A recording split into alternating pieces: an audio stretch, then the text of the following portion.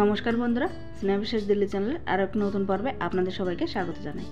কালকে ছাদ থেকে আমি লাউ পাতা তুলে নিয়ে গিয়ে একটা রেসিপি আপনাদের সাথে শেয়ার করেছিলাম আর বলেছিলাম খারকোলের পাতার রেসিপিও তাড়াতাড়িই দেব। তো আজকে চলে এসেছি এই খারকোল পাতার রেসিপি আপনাদের সাথে শেয়ার করার জন্য। তো দেখুন বন্ধুরা, পুরো টপটাই ভরে গেছে খারকোল পাতায়। পাতাগুলো দেখতে কতটা সুন্দর। এখানে কিন্তু খারকোল পাতা পাওয়া সম্ভব না, আর আমরা যারা বাঙালি আমরা এই শাকটা চিনলেও এইখানকার লোকেরা কিন্তু এটাকে চেনে না। তো চলুন বন্ধুরা, প্রথমে খারকোল পাতাগুলোকে কেটে নিই। এই টবটায় আমি খারকোল পাতা লাগিয়েছিলাম আজ থেকে 5 বছর আগে। প্রত্যেক বছর এই খারকোল পাতার সিজনে কিন্তু এই টবটা থেকেই খারকোল পাতা হয় আর আমরা খেয়ে থাকি। আমি এখানে সবগুলো খারকোল পাতা নেব না, মাঝখানে একটা দুটো কচি পাতা রেখে দেব।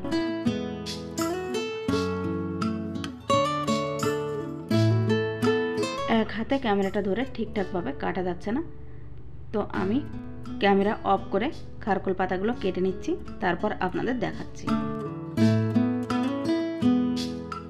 তো দেখুন বন্ধুরা, আমি এখানে খারকোল পাতাগুলোকে কেটে নিয়েছি, মাঝখানে কয়েকটা কচি পাতা রেখে দিয়েছি।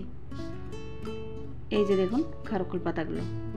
এইবার এই পাতাগুলোকে খুব ভালোভাবে গোটা অবস্থাতেই ধুয়ে নেব, মানে কেটে নেওয়ার আগেই একবার ভালোভাবে ধুয়ে নেব। কাটার পরে আমি আর হাত দিয়ে ভালোভাবে ধুতে পারবো না, কারণ আমার হাতে এই খারকোল পাতায় প্রচণ্ড অ্যালার্জি হয়। তো বন্ধুরা, আমি একবার খারকোল পাতাগুলোকে এইভাবে ধুয়ে নিয়েছি। এইবার এই খারকোল পাতাগুলোকে ডাঁটা সহ কেটে নেব। খারকোল পাতাগুলোকে আমি ডাঁটা থেকে মানে খোসা ছাড়িয়ে নেব না, এভাবেই কেটে নিচ্ছি, কেননা হাতে যদি এই খারকোল পাতার রস লেগে যায় তাহলে আমার হাতে প্রচণ্ড অ্যালার্জি হয়। আর এই খারকোল পাতাগুলো এতটাই ভালো, আমার হাত চুলকালেও কিন্তু গলা ধরে না। তো দেখুন, একটু বড় বড় পিস করে কেটে নিয়েছি। যদিও এগুলো যদি না ধুই তাহলেও হয়ে যাবে, তবে এই খারকোল পাতাগুলোকে আরও একবার আমি ভালোভাবে জল দিয়ে ধুয়ে নেব। আর সেজন্যই একটা পাত্রে খারকোল পাতাগুলোকে তুলে নিয়েছি। এই পাত্রের ভেতরে জল দিচ্ছি, জল দিয়ে ভালোভাবে একটু ধুয়ে নেব। যেহেতু আমি হাত দিয়ে খারকোল পাতাগুলোকে ধুতে পারি না হাতে অ্যালার্জির কারণে, তাই আমি একটা চিমটি দিয়ে এভাবে ধুয়ে নিচ্ছি। আর এই চিমটি দিয়েই খারকোল পাতাগুলোকে তুলে নেব একটা জালেদার পাত্রে, যাতে করে এই খারকোল পাতা থেকে সম্পূর্ণ জল বেরিয়ে যেতে পারে। তো দেখুন বন্ধুরা, সবগুলো খারকোল পাতাকে আমি জল থেকে তুলে নিয়েছি। এইবার চুলোয় একটা কড়াই বসিয়ে দিয়েছি, কড়াইতে খারকোল পাতাগুলো সরাসরি দিয়ে দিচ্ছি। এরপর এর ভিতরে দিয়ে দেবো বেশ কিছুটা পরিমাণ রসুনের কোয়া, আর দিয়ে দিচ্ছি বেশ কয়েকটা কাঁচা লঙ্কা। ঝালটা অবশ্যই আপনারা আপনাদের টেস্ট অনুযায়ী দেবেন, তবে খারকোল পাতায় একটু ঝাল হলে বেশি ভালো লাগে আর গলা ধরার সম্ভাবনাও থাকে না। দিয়ে দিচ্ছি স্বাদ মতো লবণ আর অল্প একটু জলের ছিটা দিয়ে এটাকে সেদ্ধ করে নেব। আর একবার একটু মিলিয়ে নিলাম, তারপর ঢাকা চাপা দিয়ে 3 থেকে 4 মিনিট একটু সেদ্ধ করে নেব। তো দেখুন বন্ধুরা, খারকোল পাতা থেকে বেশ অনেকটাই জল বেরিয়েছে। এইবার এই জলটাকে এভাবেই টানিয়ে নিতে হবে। আরও 3 থেকে 4 মিনিট আমি ঢাকা চাপা দিয়ে দিচ্ছি, তারপর যে জলটা থাকবে সেই জলটাকেও টানিয়ে নিতে হবে। তো দেখুন বন্ধুরা, সম্পূর্ণ জলটা কিন্তু খারকোল পাতা থেকে শুকিয়ে গেছে। এইবার এই খারকোল পাতাগুলোকে বেটে নেব। তো আমি খারকোল পাতাগুলোকে শিলনোড়ায় বেটে নিচ্ছি, আপনারা চাইলে মিক্সিতেও বেটে নিতে পারেন। তো শিলের উপর প্রথমে দিয়ে দিচ্ছি বেশ কিছুটা পরিমাণ কালো জিরে। কালো জিরে দিয়ে প্রথমে কালো জিরেটাকে একটু বেটে নেব, তারপর এর ভিতরে খারকোল পাতাগুলো দিয়ে দেব আর খারকোল পাতাগুলোকে মোটামুটি মিহি করে বেটে নেব।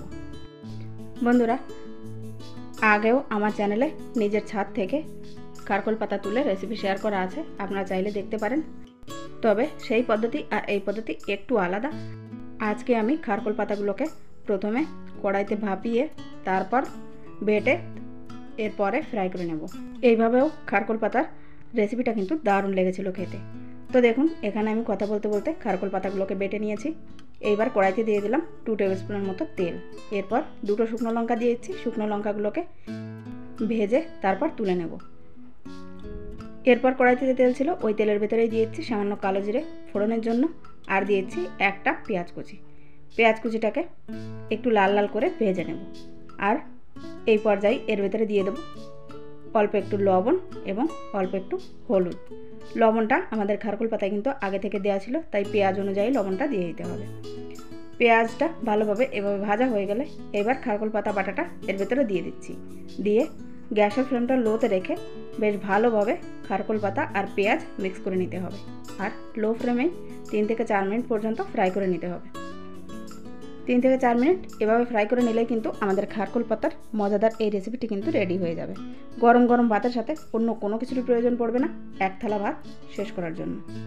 তো দেখুন বন্ধুরা, খারকোল পাতাগুলোকে আমি ভালোভাবে ভেজে নিয়েছি। এইবার এই খারকোল পাতাগুলোকে তুলে নিচ্ছি। আপনারা চাইলে এখানে একটু লেবুর রসও দিয়ে দিতে পারেন, সেক্ষেত্রে এর টেস্টটা আরও ভালো আসবে। আমি লেবু দিয়ে দেবো, কিন্তু এর ভেতরে না, উপর থেকে লেবুর টুকরো দিয়ে দেবো, যাতে যার প্রয়োজন সে পাতে নিয়ে খেতে পারে। খারকোল পাতাটাকে একটা পাত্রে তুলে নিয়েছি। এইবার দিয়ে দিলাম শুকনো লঙ্কা দুটো এবং এক টুকরো লেবু। তো দেখুন তো বন্ধুরা, খারকোল পাতাটা দেখতে কেমন হয়েছে।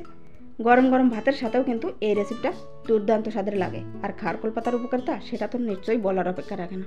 তো বন্ধুরা, এই গরমে এরকম দেশি শাকসবজি খাওয়ার চেষ্টা করুন। কম তেল মশলায় খেতেও দুর্দান্ত স্বাদের লাগে, আর শরীরও থাকবে একদম সুস্থ।